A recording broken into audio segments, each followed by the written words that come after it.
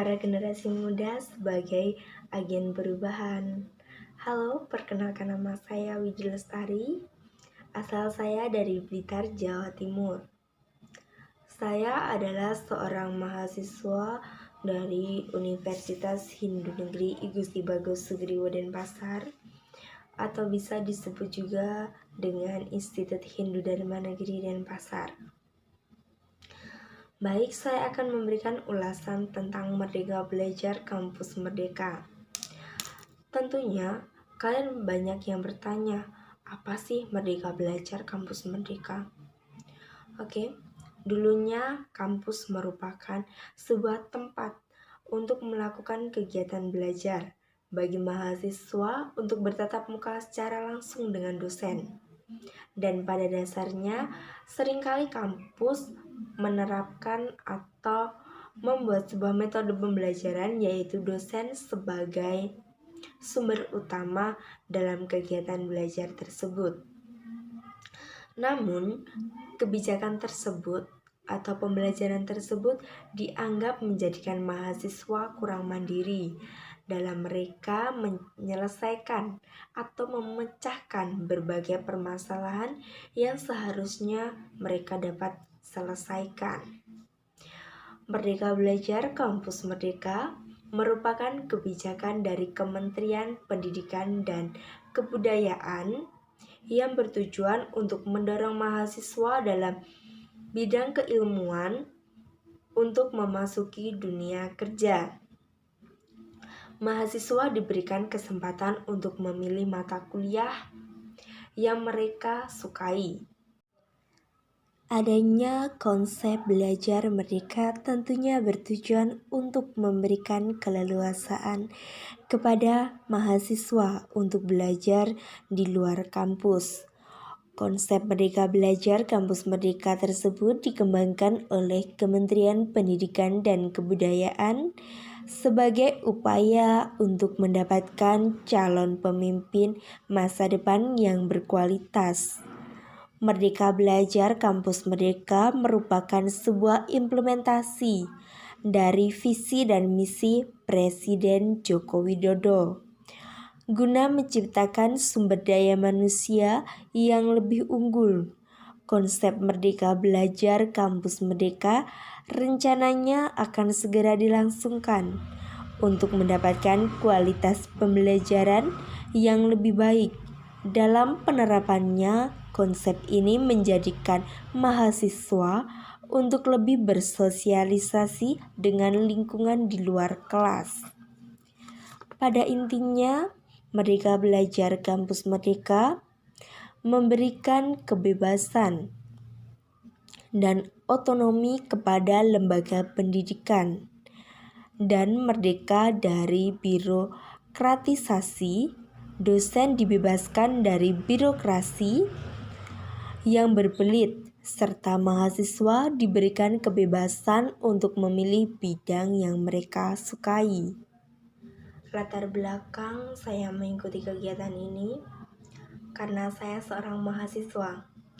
Seorang mahasiswa tentunya sebagai generasi muda yang nantinya sebagai generasi penerus, sebagai agen perubahan dalam sebuah sistem apapun, dalam dunia pendidikan, dalam dunia lainnya, ekonomi, dan semuanya. Dalam dunia pendidikan, saya mengadakan kegiatan belajar dari rumah dengan membantu adik-adik ketika mereka kesulitan belajar. Banyak sekali keluhan yang mereka rasakan, banyak sekali keluhan para orang tua karena kegiatan belajar yang dilaksanakan secara daring. Mereka tidak bisa bertemu langsung, bertatap muka dengan seorang guru, mendengarkan secara langsung apa yang diterangkan oleh guru. Pastinya mereka sedikit berbeda, memang berbeda dari kita yang waktu SD, SMP, dan juga SMA masih merasakan kegiatan belajar dengan tatap muka. Tentunya kegiatan belajar dengan daring ini menjadikan mereka sedikit malas, mereka tidak mau mengembangkan bakat mereka, dan lain-lain. Banyak alasannya, banyak keluhannya. Tetapi itu semua tidak mematahkan semangat saya untuk membantu mereka, untuk menggali bakat mereka, untuk menggali potensi mereka, di mana mereka bisa, di mana mereka mempunyai bakat, mereka mempunyai potensi tersebut. Kegiatan yang saya laksanakan yaitu kegiatan belajar dari rumah dengan saya datang ke tempat siswa atau adik-adik yang saya ajari. Di situ juga sangat membantu para orang tua, yang dimana orang tua dituntut menjadi guru secara mendadak untuk anak-anak yang masih dalam pengawasan seperti anak TK, SD. Mungkin untuk SD kelas 5, 6, SMP, SMA, mereka bisa melaksanakan kegiatan belajar daring secara baik. Tetapi banyak juga keluhan mereka seperti sinyal dan lain-lain. Itu semua yang menjadikan latar belakang kenapa saya mengikuti kegiatan ini. Saya mengikuti kegiatan program belajar ini, program belajar mengajar dari rumah ini, dengan latar belakang tersebut.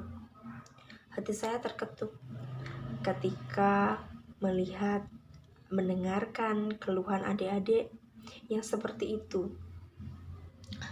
Sasaran adik-adik atau siswa yang saya ajari adalah siswa SD, SMP, dan itu semua adalah siswa atau adik-adik yang berada di lingkungan sekitar sini. Saya adalah orang dari luar, yaitu saya orang luar Bali. Saya membantu adik-adik yang di sini dengan apa yang saya miliki, apa ilmu yang saya miliki, saya bagikan kepada mereka, memberikan motivasi kepada mereka. Materi yang saya berikan yaitu bukan materi yang saya berikan, tetapi materi yang saya ajarkan untuk adik-adik sekolah dasar adalah seperti matematika, IPA, bahasa Indonesia, dengan mereka belajar paribahasa, IPA, IPS, intinya materi SD.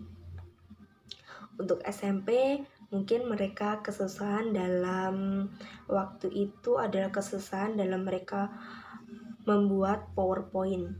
Nah, saya mengajari adik-adik tersebut untuk membuat PowerPoint. Kenapa saya memilih anak SD dan SMP? Karena anak SD merupakan anak-anak yang perlu bimbingan khusus, perlu bimbingan, dan juga sangat seru belajar dengan anak-anak SD, yaitu karena kita selain belajar mengajari mereka apa materi yang mereka tidak bisa, apa materi yang mereka keluhkan, kita di sana juga belajar sambil bercanda, yaitu dengan bernyanyi dan lain-lain. Karena anak-anak SD suka dengan hal-hal tersebut, suka dengan hal-hal yang memang menjadikan keseruan, memotivasi mereka agar mereka selalu belajar dengan baik, untuk mereka selalu semangat walaupun kegiatan kondisinya seperti ini. Dan untuk kegiatan belajar pun saya tetap menerapkan yaitu protokol kesehatan dengan jaga jarak, memakai masker, memakai hand sanitizer, dan semuanya. Metode pembelajaran saya adalah dengan jika mereka tidak bisa, saya akan menerangkan terlebih dahulu. Contohnya seperti matematika, saya akan menerangkan cara-cara bagaimana mengerjakannya. Setelah itu mereka mengerjakan tugas mereka sendiri, dan setelah itu saya mengeceknya. Kemudian karena mungkin waktunya masih lama atau gimana, saya juga menghibur mereka dengan hiburan, yaitu bernyanyi atau apa, kuis dan lain-lainnya, yang membuat sebuah keseruan tetapi tetap mengasah bakat, tetap mengasah potensi mereka dalam dunia pendidikan. Sangat seru sekali belajar dengan adik-adik dan juga orang tua para siswa, para adik-adik sangatlah senang karena saya bisa membantu mereka, saya bisa mendengarkan keluhan mereka, memberikan motivasi dan semuanya.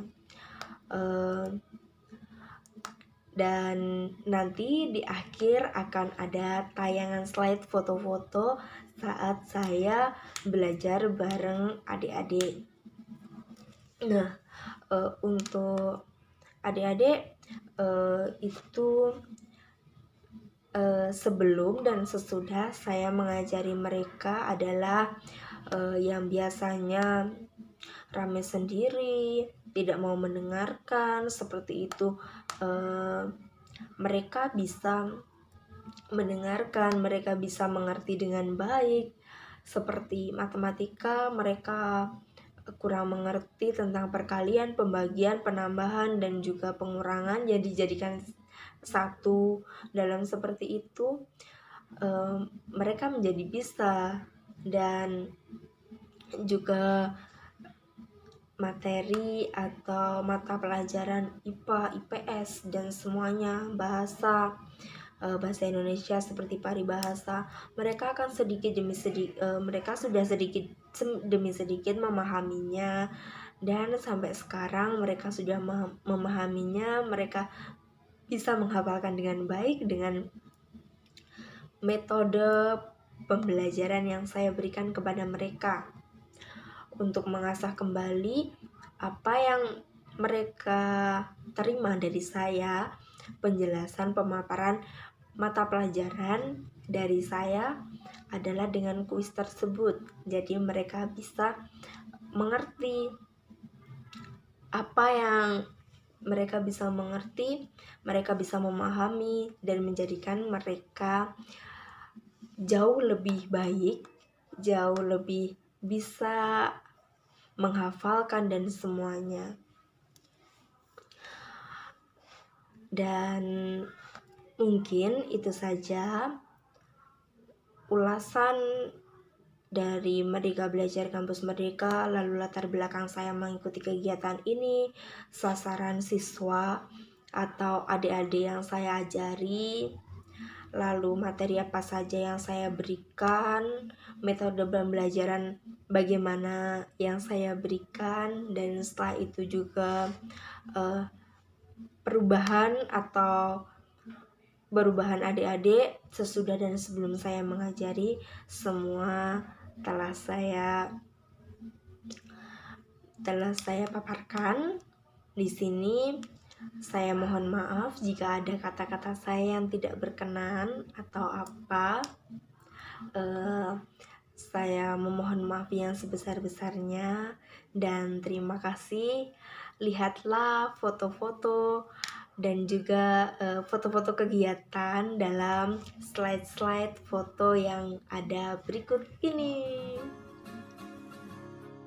Mimpi adalah kunci untuk kita menaklukkan dunia. Berlarilah tanpa lelah sampai engkau meraihnya.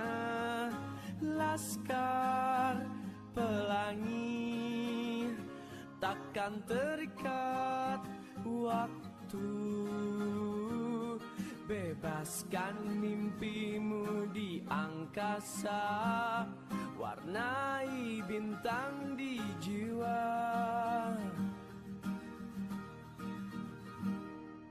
Menarilah dan terus tertawa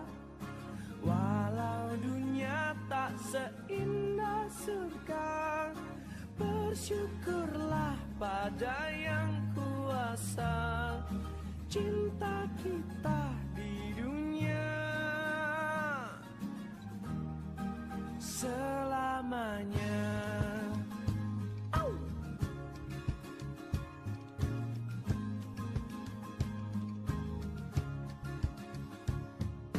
Cinta kepada hidup, memberikan senyuman abadi. Walau hidup kadang tak adil, tapi cinta lengkapi kita. Jaga kesehatan dan selalu patuhi protokol kesehatan ya kawan. Bye bye, see you.